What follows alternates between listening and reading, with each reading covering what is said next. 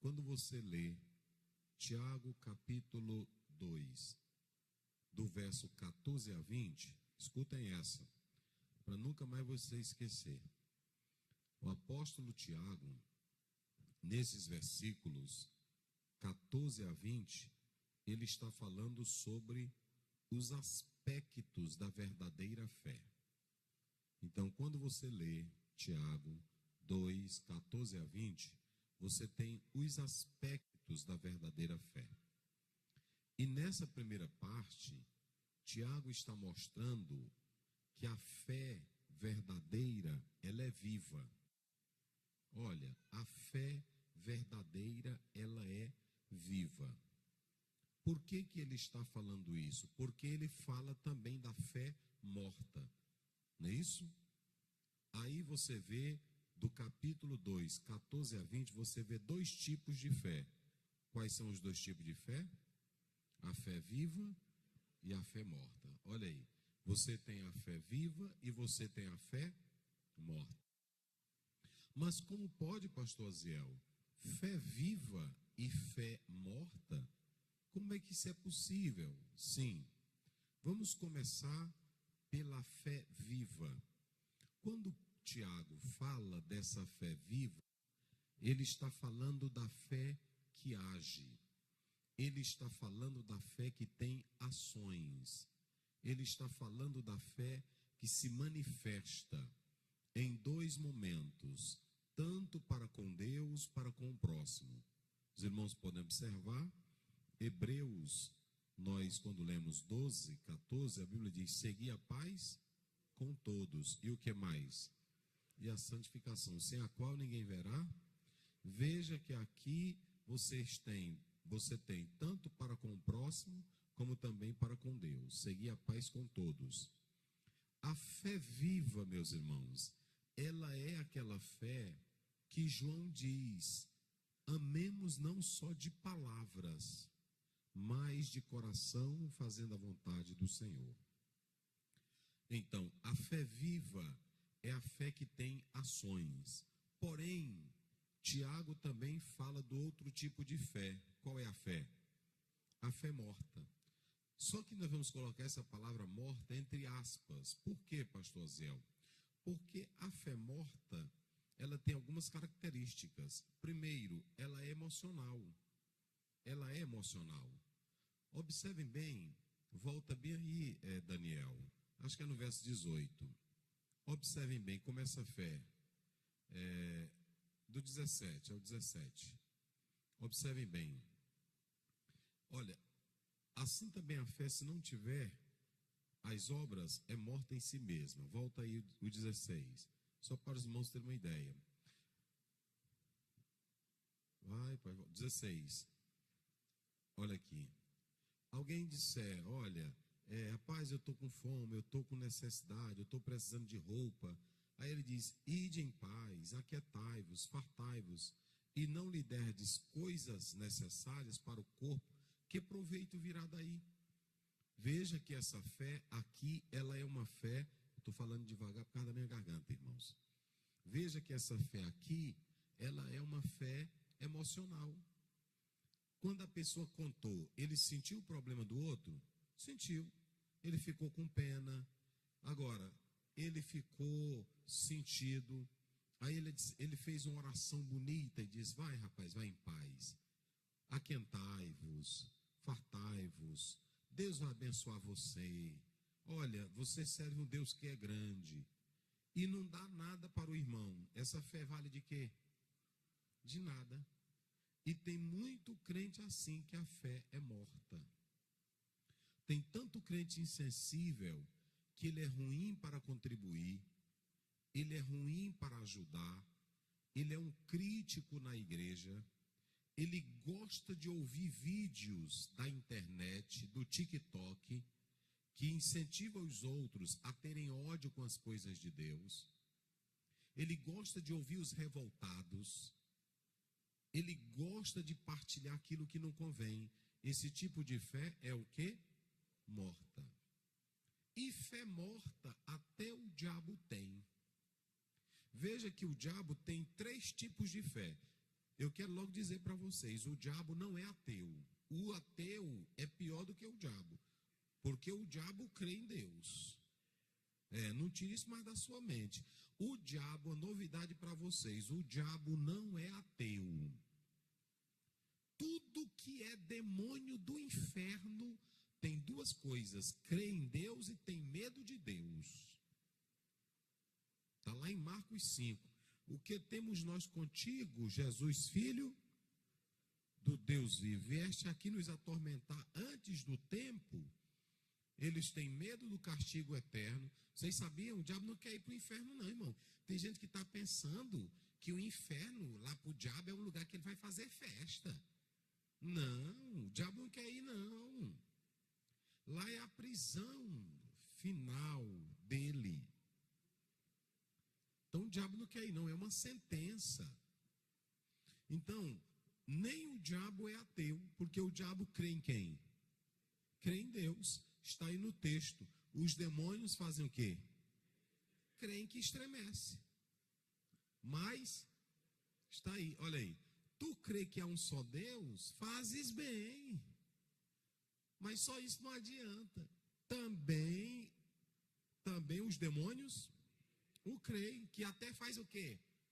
Tem crente, irmão, que a fé dele, ele chora, ele glorifica, mas na hora que tu diz, irmão, vamos ajudar aqui para comprar o ar-condicionado da igreja, ele vira um diabo.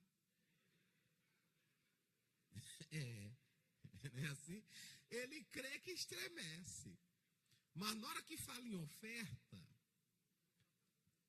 ele zanga, ele fica falando. Irmãos, olha, a fé do diabo, ela é mental, ela é intelectual. Vocês já ouviram aquele negócio da pessoa dizer, eita, rapaz, eu gosto dos crentes, não tem? Pai, eu amo os crentes. É fé intelectual, é fé emocional. Porque, veja bem, qual é a maior prova de que a fé está viva? Eu vou já mostrar para vocês.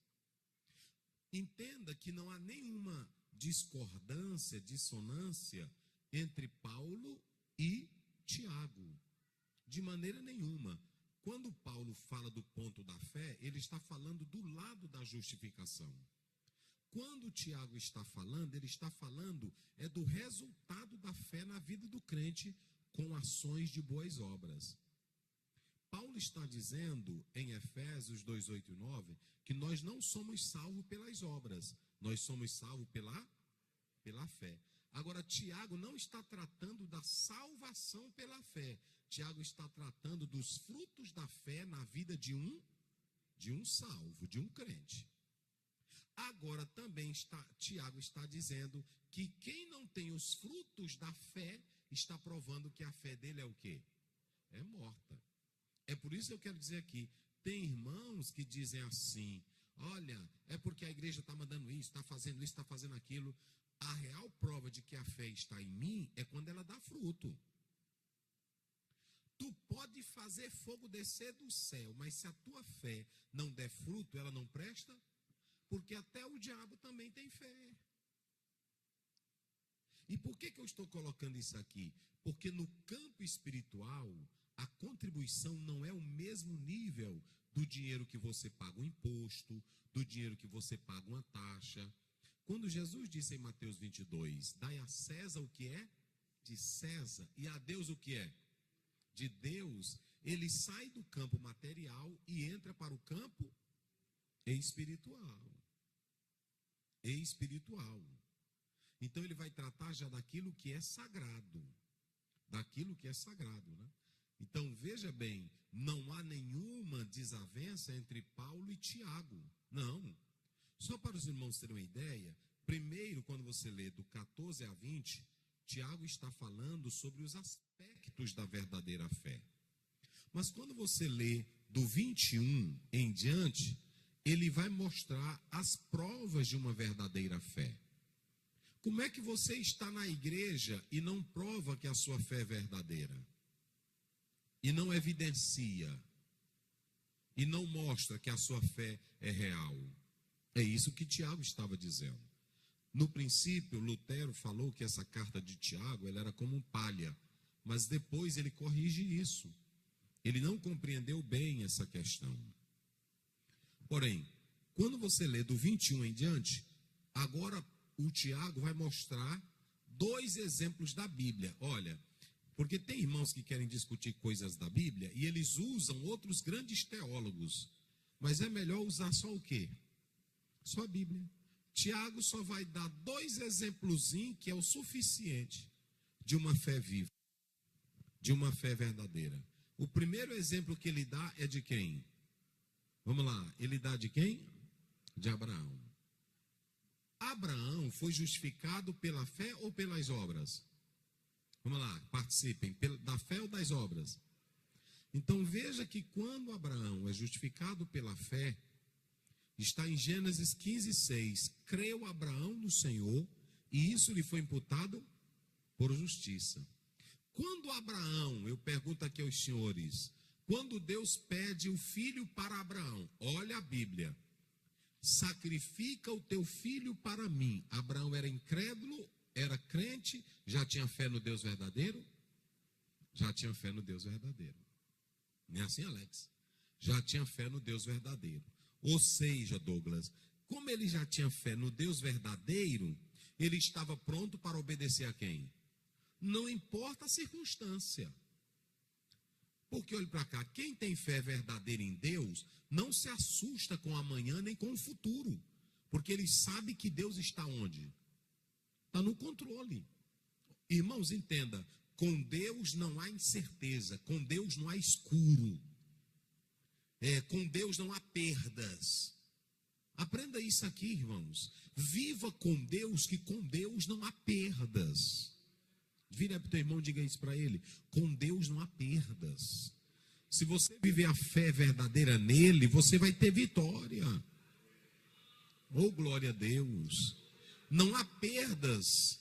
Olha, quando você vê um pastor reclamando de ministério, um crente reclamando da igreja, reclamando da vida de comunhão, reclamando de tudo, é porque ele não tem fé verdadeira em Deus. Porque com Deus não há perdas. Abraão já sabia o tamanho de Deus. Quando você vai para o 22, Abraão já era um homem que tinha experiência na fé. Quando o filho pergunta, meu pai, eu estou vendo o cutelo, eu estou vendo a lenha, mas o cordeiro, olha o nível de fé. Meu filho, Deus proverá. Eita, glória a Deus. É isso aqui que é um nível de fé de um crente sincero. Deus proverá. Agora, Abraão, quando Deus lhe pediu um filho, eu pergunto, ele negou? Não. Por que ele não negou? Porque ele já tinha fé em quem? Em Deus. Aqui é um negócio bem construído, irmão. Não há desespero em Abraão, não há incerteza em Abraão, não há dubiedade em Abraão, não há insegurança em Abraão. Abraão diz, meu filho, é Deus que vai prover. Por quê? Porque lá no 15, Deus já tinha feito a promessa. Olha para o céu e conta as estrelas, se tu podes. Eu vou fazer a tua descendência como a areia do mar. Aí Abraão, a partir dali, quando você chega no 22, ele não é mais aquele Abraão do Gênesis 12. Ele já era um Abraão que a fé estava lapidada.